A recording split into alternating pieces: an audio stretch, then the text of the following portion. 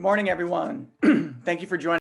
Hello, everyone. Thank you for joining us at week 2 of From Classroom to Boardroom, a virtual event series addressing issues of race and equity in the workplace and inclusive economic recovery in communities across the country.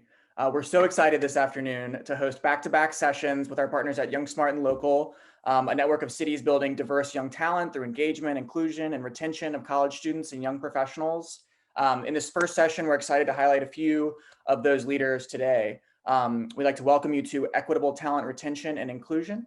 And with that, I'm thrilled to introduce our moderator for today's discussion, Deborah Diamond. Deborah is the Director of Campus and City Consulting at U3 Advisors, which she'll tell you a little bit more about in a moment, and a co-founder of Young, Smart, and Local. So with that, Deborah, I'll turn things over to you. Thank you, Ben. Welcome, everyone. Thanks to the TomTom Foundation for collaborating with Young, Smart, and Local on this panel. U3 Advisors, where I'm the Director of Campus and City Consulting, is a consultancy that works with anchor institutions to improve the places that those institutions are located. And you can find out more at u3advisors.com. Young, Smart, and Local, as Ben said, is a learning network of cities that are working on talent development and inclusion. And you can find us at youngsmartandlocal.com. There's also a page there where you can join our communications, our mailing list. We also have a LinkedIn group at Young, Smart, and Local. So I invite you to learn more about us. I'm thrilled today for this afternoon's panel. We're going to be focusing specifically on college students and how diverse first-generation college students can be such a powerful force for the cities that we're in, yet are often disconnected from the opportunities in and around our cities. And so we have some great programs and experts to share their information with you. What we're going to do is we're going to hear two brief presentations from Deepika Satyadov at Campus Philly and Jonathan Gardner at Guardhouse. And then I'll be following up with some questions around their programs. And then we'll also be able to take some questions from the chat so we can get you the answers that you need to learn more about what you might be able to do in your city.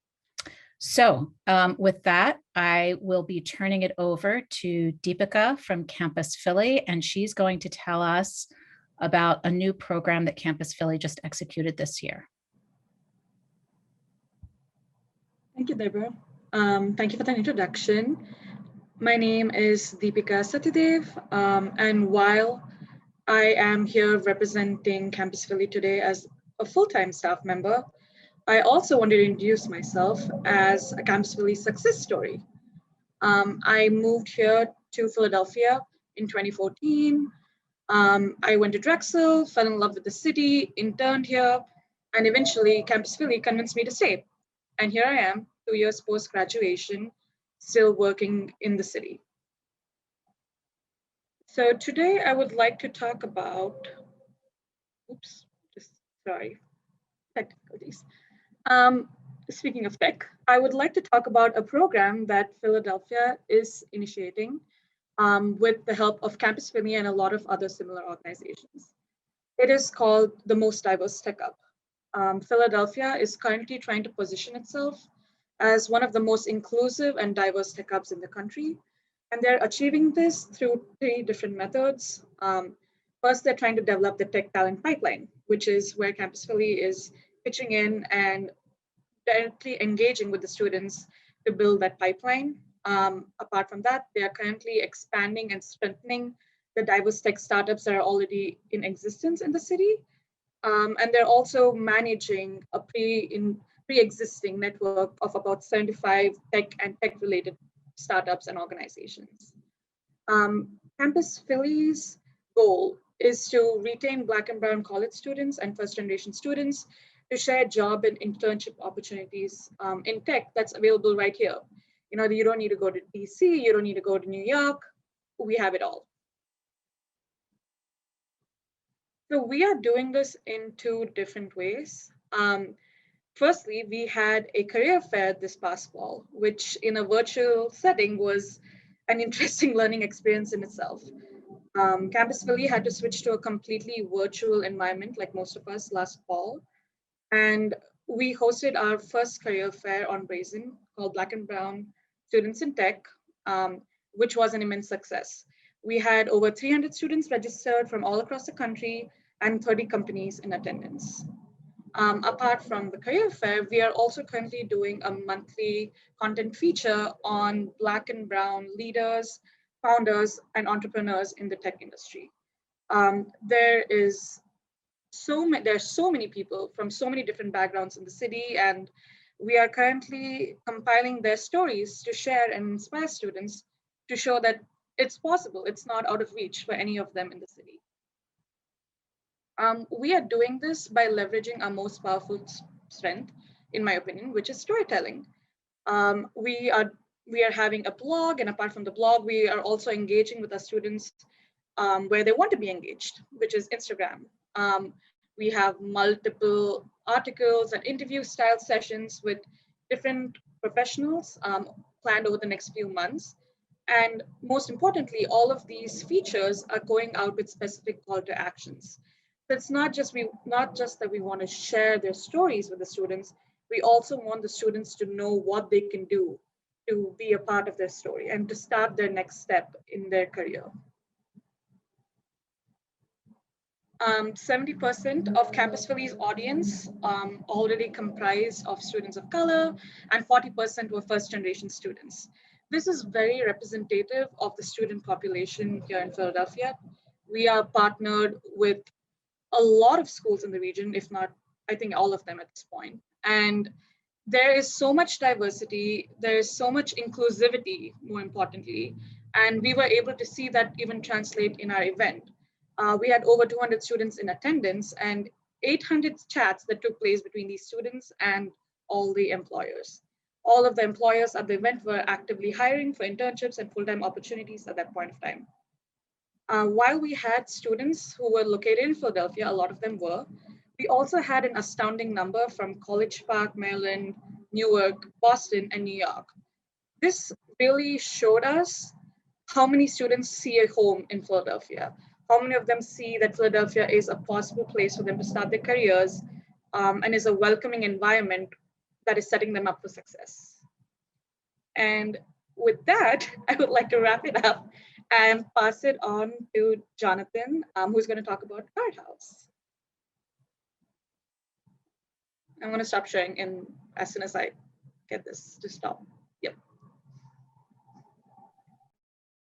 No, that was great, especially the touch on storytelling. And I'm hoping that I can pick up the baton and share how we tell stories here in Charlotte, North Carolina. Hey, everyone, though I can't see you, I feel your energy coming through the call today. My name is Jonathan Gartner, and I'm the executive director of Guardhouse. And what exactly is Guardhouse? Well, we are a nonprofit organization that provides work-based opportunities to college students of color. And see, Guardhouse began because for the last 50 years, college students that like me, and many of us that are currently on the call, graduated from college to be twice as likely as unemployed for the last 50 years. For me, 50 years is extremely long for something to be continuous. And so therefore we did our digging and we really found what some of the issues were that these students were facing to enter into employment. And we found that a lack of social capital was one of the major contributing factors to our students not obtaining employment. So we needed to create a unique program model to address the lack of social capital. And the way we do it is by not only addressing the systemic barriers that students face, but also the mental health barriers, the barriers that are unseen, the ones that require the most attention. So therefore, in the fall and spring, we place our college students with local minority-owned businesses, so that way they can grow their social capital within communities of color first. And we pay each student $2,500 per semester to complete a paid internship for that business.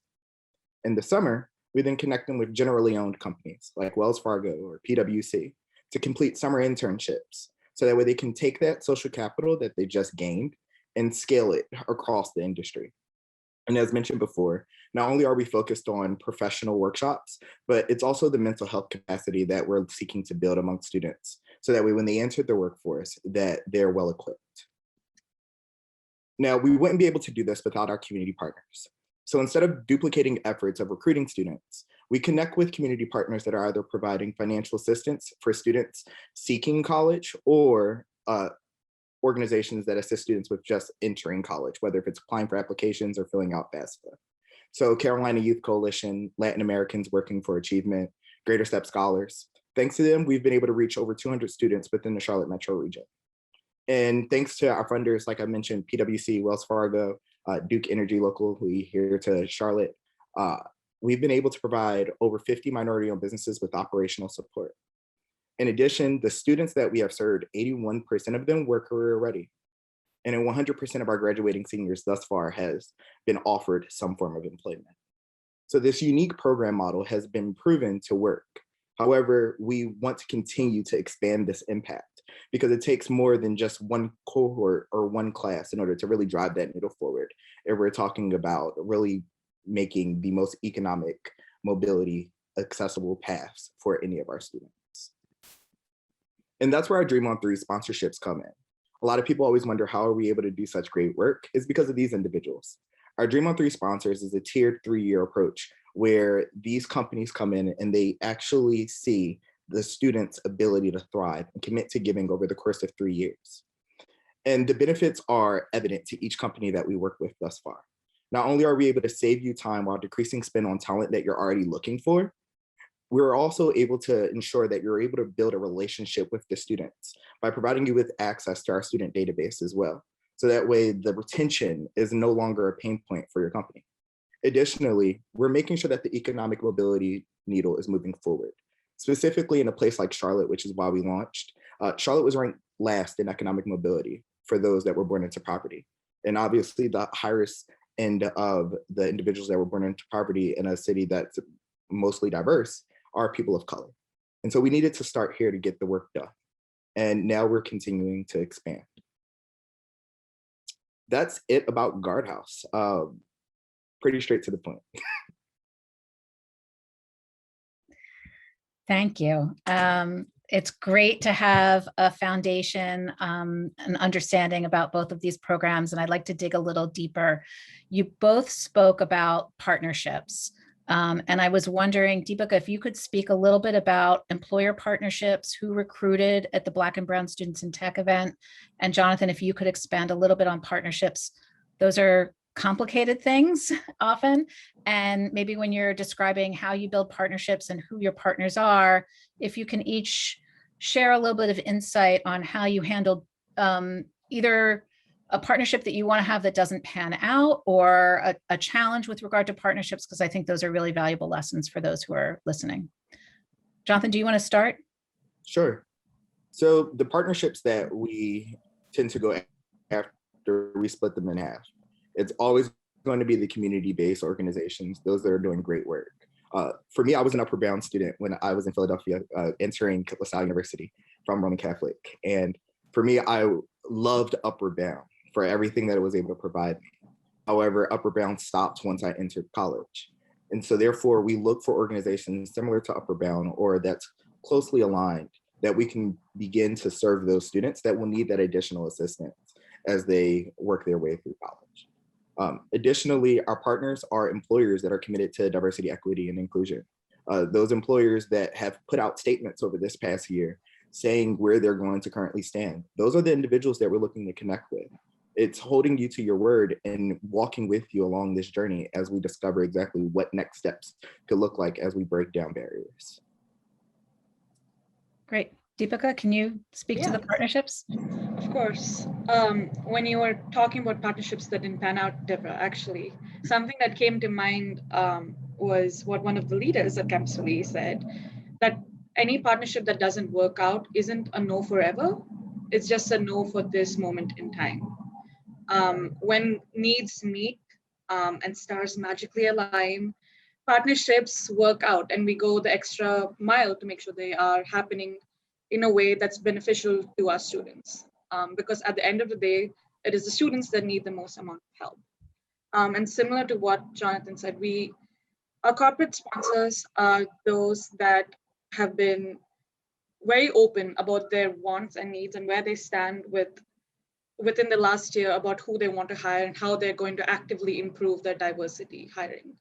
And we had the obvious ones in Philadelphia. When you think about Philadelphia, you think about Comcast.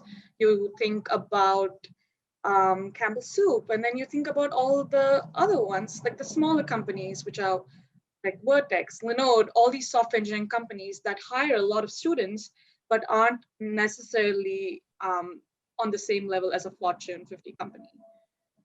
And what we saw was that we saw employers with 50,000 employees and employers with 50 employees, both hiring with the same amount of excitement, being ready to do the extra work it takes to make sure that the representation that is there in the city is also seen in the workforce. Yeah, and Jonathan, you spoke explicitly about financial support and paid internships. I wonder if you could both speak about the importance of paid internships, your organization's perspective on that, and then also what you're hearing from employers.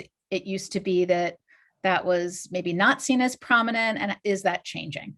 I mean, I definitely think it's changing, especially when you're competing with offer anywhere from $13 to $15 an hour, which is why we wanted to make sure that we were competitive when putting out our internship pay model. Traditionally, college students of color are not offered paid positions, and traditionally they are requested to do an unpaid position because at least they get the experience. And unfortunately, our students can't pay bills or feed their family or assist with anything with just experience. They need the financial to back it up. And so moving towards a paid model is something that's extremely lucrative for the students, because not only are they able to put money into their pocket, but they're truly building their resumes so that way once graduation does come for them, they can walk into employment as a qualified candidate. Yeah, and I definitely agree with that. And I know everyone at Campus Philly does as well. Experience doesn't pay the bills at the end of the day. We do see the need for people moving to full paid models. A lot of colleges in Philadelphia are actually going through a co-op program or something similar. And most of these co-ops are all fully paid. Oh, sorry. A lot of these models are paid, but unless someone champions for these students, no one is gonna just go, no company is gonna be like, yes, we are going to now start paying you $15, $22 an hour, right? No one is gonna do that unless someone speaks up for them. And students don't have these communication lines open with employers. How is a student going to tell them, hey, we need to be paid, otherwise we're not working for you? And these are the kind of gaps in communication that we are trying to help solve with Campus Philly and the various communications we have open with our partners. And piggybacking off of that, another avenue, especially for nonprofit organizations, something that I didn't know until we started working with UNCC, University of North Carolina at Charlotte, was that if a student is work study eligible, they can do that work study off campus at a nonprofit organization. So for us, connecting students with nonprofit organizations of color, that is extremely beneficial, obviously to the nonprofit, but then it's getting that student off campus and really into the real world. So little hack there. Yeah, no, that's great advice. I mean, I once heard someone say there's no such thing as an unpaid internship. Someone's paying. It's your parents or, and if you don't have parents to support you while you're having that experience, then, then really you're at such a significant disadvantage. We're also hearing a lot more career service offices are creating funds for students to be funded to do internships at nonprofits. So even if it's not, or for profits, maybe a startup that doesn't have the budget for internships. So might also be interesting to look around your area and see if career service offices have a fund to support students doing nonprofits as well, doing internships as well. Deepika, you talked about the virtual career fair, and Jonathan, you talked about social capital. I wonder if you could reflect on the challenges of building social capital in a virtual world. And then Deepika, if you can talk a little bit about whether you're hearing from employers about whether internships will be in person or virtual again this summer. I mean, you would think building social capital in a virtual world would be easier because you're behind the screen. And I mean, a lot of the students that are currently in college have lived their lives behind screens, but it's actually harder because they aren't being put into the first part of social capital building, which is just meeting the person in person. It removes that ability to have that human connection. And so for a lot of the students, just staring at a screen after being on their laptops for a full day, social capital is not going to get built after all your classes and all of your homework and all of your projects. And once that starts to settle in, then the self-doubt starts to play a huge factor in terms of, okay, well, I'm already tired. I won't know what to already say. How can I actually string together a couple of words to reach out to? And that's if you know who to reach out to. So right now in a digital climate, but in the pandemic, building social capital is extremely hard. So we try to find ways that not only are students able to interact with our volunteers or professionals that are volunteering in very small, intimate settings. So that way it's not overburdening the student to feel as if that they have to show up as someone that they're not and truly as their authentic selves. But then also having small in-person gatherings. So that way we can ensure, okay, we can have social distant guidelines followed. However, there still needs to be some form of person-to-person interaction. So it's been difficult.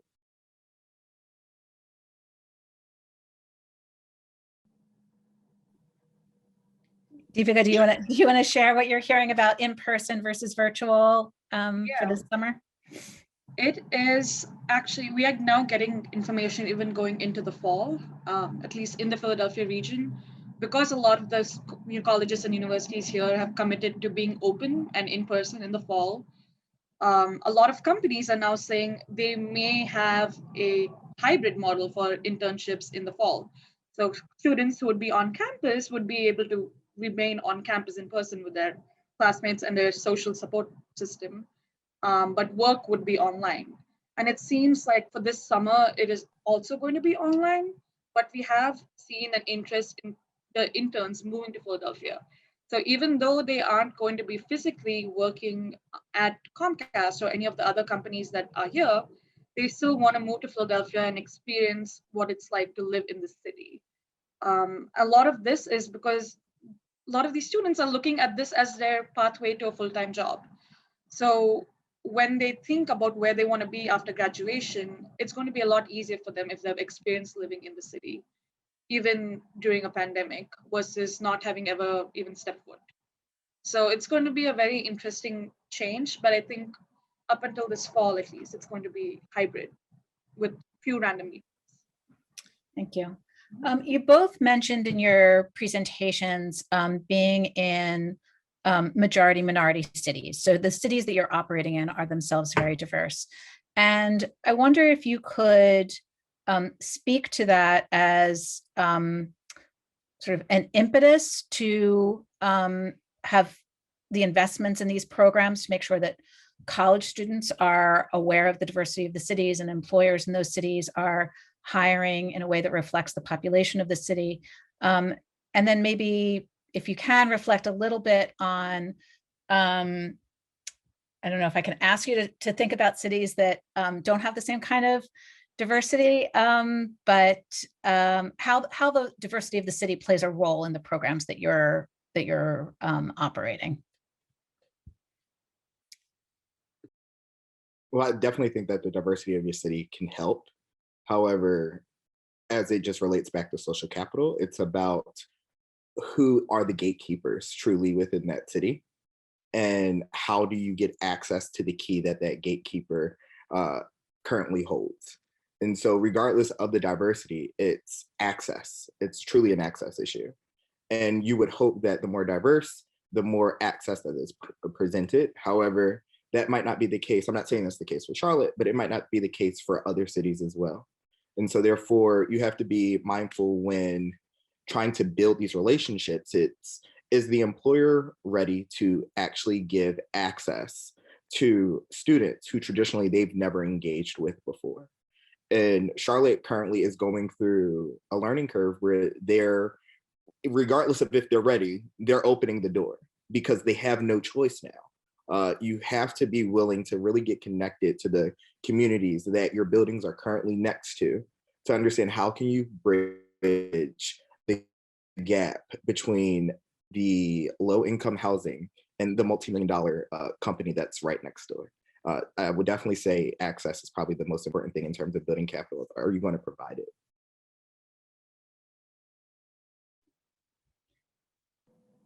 Yeah, I'm going to piggyback off of the access example.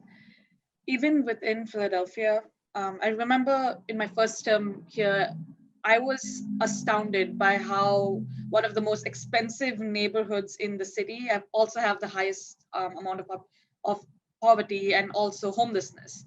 Right? The way that they live together, it really took me for surprise. And I don't know if it's because I'm international or I just didn't think logically that would be possible.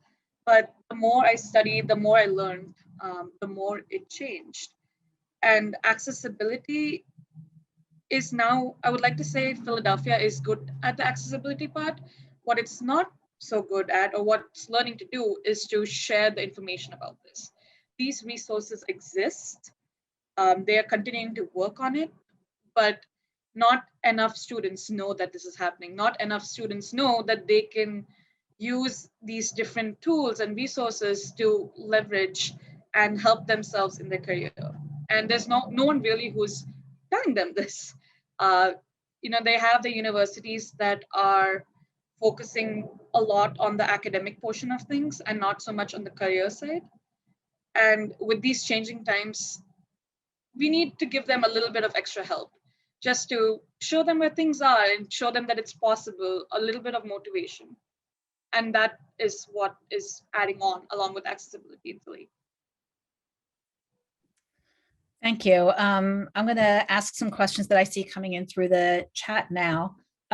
So one of them is how students learn about employers in the cities, in Philadelphia and in Charlotte, how they even learn that they exist, and then maybe go a little deeper and talk about how employers signal or demonstrate that they are making intentional efforts towards inclusion and inclusion specifically. So not just diversity hiring, but also that there's going to be a welcome, the opportunity to build relationships once students of color get into those companies. So if you can talk a little bit about, one, how students even know who's hiring and who's out there if they haven't heard of some of these companies, but then second, how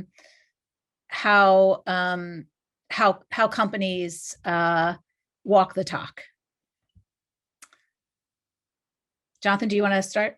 Yeah, so I would definitely say it's the answer to both questions. It's community presence, truly.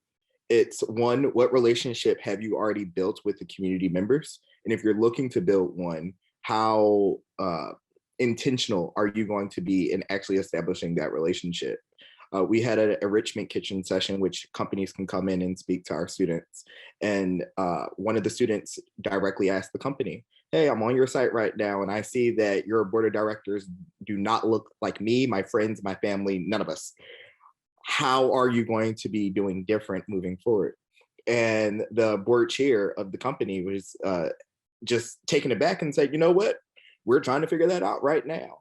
In honesty, it's probably the best action in this moment because everything's for our viewing. And so specifically here in Charlotte, in terms of walking the walk, one of the companies, Red Ventures, they do a great job of not just being in the community, being involved, but they make sure that they're also providing a bridge for those students to their company. So that way it's not just retained in their company, but then now they have partnerships. Like take, for example, they just announced that they have a partnership with the NBA, where their students can come learn about whether if it's digital marketing or anything tech related, but more so once they're trained there, they have the option of staying there for employment or get connected to one of their partners in that field. With that being said, it's about really demonstrating your community presence for students right now and showing how you actually communicate in an honest and effective manner within that community presence that you're currently having.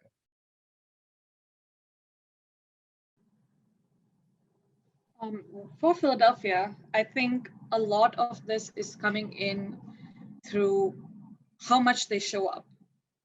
Philadelphia does have a large community presence. The students do feel, a lot of them here feel like they're a part of Philadelphia, not their respective universities from the different parts of the city. And they take note when a company keeps talking loud and takes out billboards to say they're with you and they're gonna make changes. They're also making note how many times they're saying this and how they're showing up and how they're following through.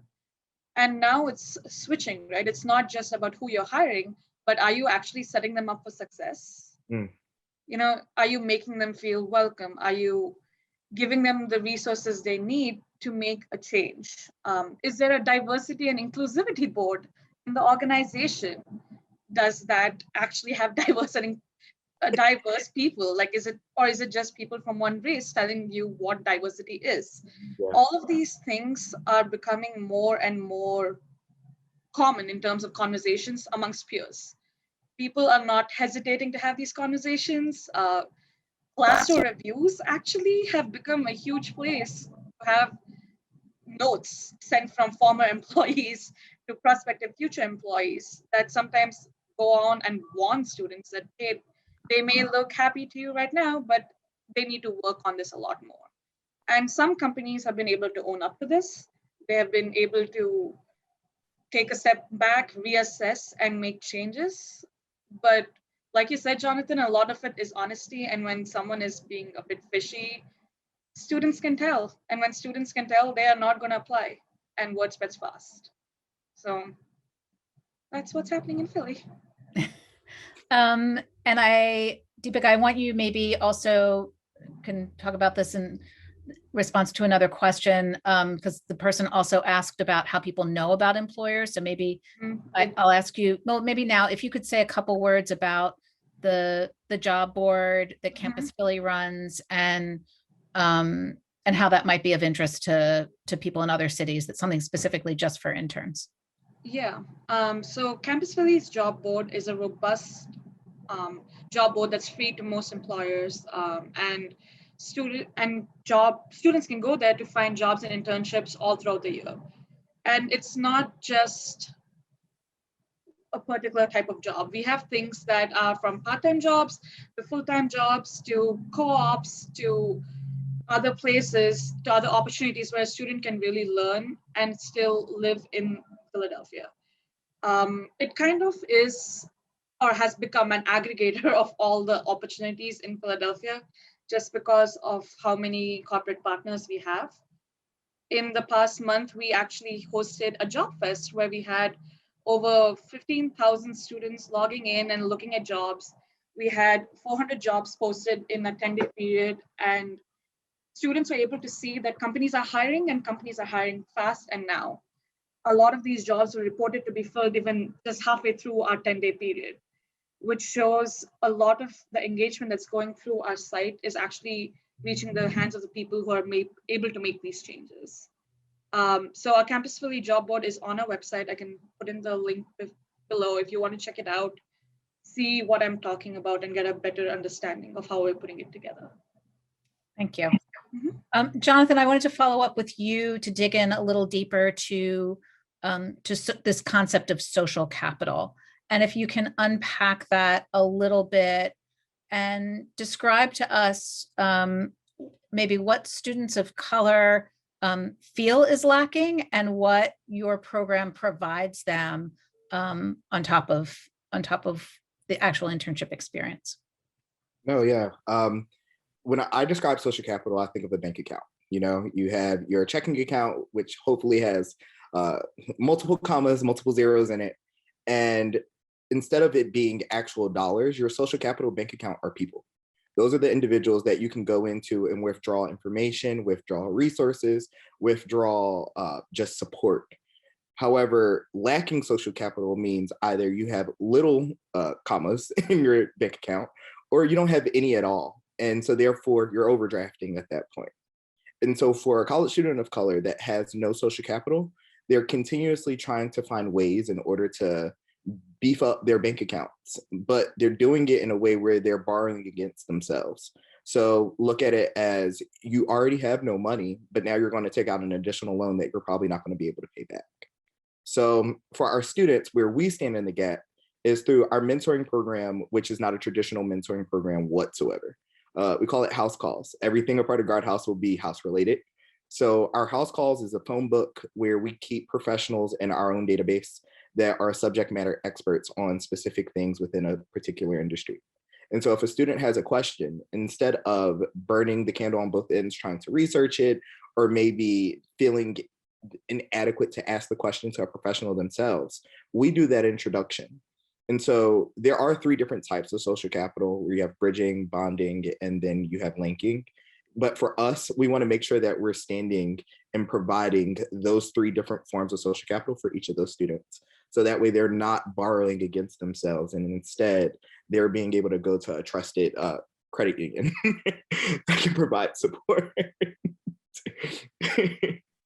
It's such a helpful metaphor. And I think, yeah, when we reflect on our own careers and we realize how much it relies on the advice and insight and having those people we can ask, whether it's our parents or friends or professors or mentors, or none of us would be where we are without that. And so to ensure that every student has that, it's so critical to their success. I think we're not always aware of how informal knowledge is shaped, and so we have to be a little bit more thoughtful about how you make that informal knowledge accessible to everybody.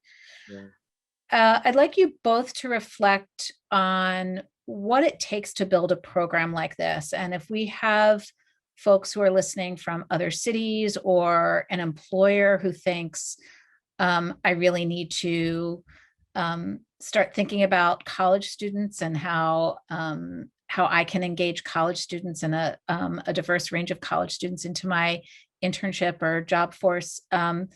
Thinking from those various perspectives, what advice you have for launching a program that is intentionally inclusive of college students in internship and entry-level job programs?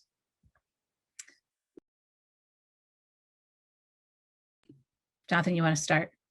Okay. I don't know. I feel like it's twofold. One, obviously, just be intentional about the program that you are creating. Do your research. See exactly what is needed. A lot of times we can go into situations and say, oh, this is what we feel is best. But you don't know unless you actually hear from the individuals first. What is it that you want? And then based upon what you want, that's how we'll start to build this program to really meet that need. The other component is marketing. If you do not have the capability of marketing what you are launching or what you're trying to put out, it's not going to reach communities of color. And it's more than doing the traditional radio spotlights or even some billboards, whether if it's guerrilla marketing and you're face-to-face in person, or if it's digital marketing where you're really getting engaged with communities of color, which are the highest usage across social media platforms. So being intentional about your marketing will definitely take your program, or just building partnerships a long way. I want to ask a follow-up question, because you identified some partner organizations that provide access to students for you. Do you do direct to student marketing yourself? And if so, what channels do you use for that? So for us, we do sometimes do paid advertising, whether if it's through Facebook or Instagram for signups. However, I would say majority of our marketing has been more so in person, where we're either putting out different pamphlets, or if we're giving away free little trinkets that students can take with them to remember us. I will say our marketing has gotten us to the point that we are now as a relatively new organization, but the work has been what's been able to keep us going. Great. Deepika, when you talk about advice to other cities or to employers, I'm going to fold in a question that just came in through the chat because we only have a few minutes, and that is around government employers. And we talked about for-profit companies, we talked about nonprofit companies.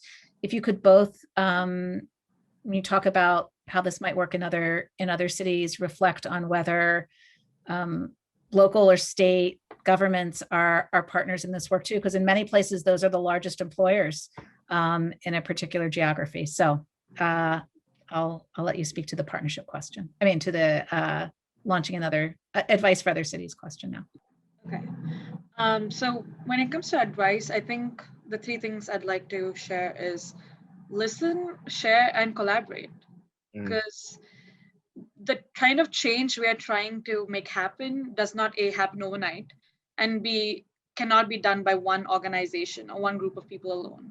It is a change that needs to be brought upon by literally the whole village together. And with the listening part, we are very involved with engagement of our students directly. So a lot of our communications with our students is via email and our Instagram, which is very popular within the student population. So we use these two resources as a way to listen to what these communities need and how we can possibly help them. Before we go around assuming what we can do to help them, we need to listen to their needs first. And that's where we start. And then we start sharing our ideas, we share what we can do to help. We kind of get the ball rolling.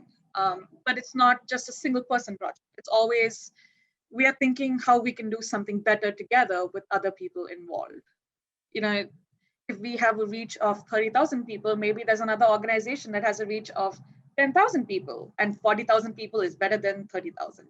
And that's kind of the mindset that we are trying to go about with all of our programs. So that would be the advice that we have for you. And with respect to government employers, are they partners as well? Government employers, yes. And we actually had a very successful event just last week. We had an event called Careers in the FBI, where we had over 300 students show up for a conversation, which we were not expecting that turnout, quite honestly, but the amount of students from all different backgrounds, the amount of diversity that was there really showed us that students are now tending towards working with government. There was a moment in time where students wanted to be in the millennial organization. They wanted to be in a startup fun environment. And that is changing now, and we're seeing that change happen over time. Jonathan, can you speak to whether you've ever partnered with local or state government around Guardhouse? So in terms of just sharing opportunities that are currently open, that's been the extent of our partnerships. However, we haven't really built a true partnership model yet with our government, and whether if it's state or local, but it is something that we are always open to. Terrific. We have 1 minute left, literally. So I'm going to ask each of you maybe in 20 seconds to just something that you wish you could have said or that's particularly relevant, and then we'll say thanks to everybody. So starting the clock now, I dropped my contact information inside of the chat. Feel free to add me on LinkedIn. However, please check out the trailer to our documentary, Breaking Barriers, which follows the lives of 4 students over the course of the pandemic seeking employment. We are hosting a drive-in movie fundraiser here in Charlotte, but there are virtual tickets available through the Zoom link that's in the chat. But this was great. Thank you, guys. Thanks. Deepika, last thoughts? Well, it was a pleasure speaking to all of you, even though I wasn't able to actually see you guys. If you have any thoughts or questions, feel free to reach out to me. Campus Philly is going to be hosting our opportunity fair in the next few weeks, where we're going to be connecting students with not just employers, but also service organizations and grad schools, just to give a little bit extra kickstart to students who want to go in a different path after graduation. So if any of you are interested in learning more about what we're doing or how we're organizing this, please feel free to reach out to me. Well, thank you. Thanks to both of you. Thanks to TomTom Foundation, and I'll turn it back to Ben. Awesome. Yes, I reiterate the thanks, Deepika, Jonathan, Deborah. This has been a blessing. Thank you for sharing your insights and strategies with our audience here today. If anyone missed any portion of the session, we encourage you to check out our YouTube channel, where all conversations throughout the series will live on. I'm going to put the link to that in the chat for ease of reference. And we encourage you to join us at part 2. Talent attraction with a diversity lens will be kicking off in 15 minutes. So grab a bowl of popcorn and your notebook, and we'll see you on the other side.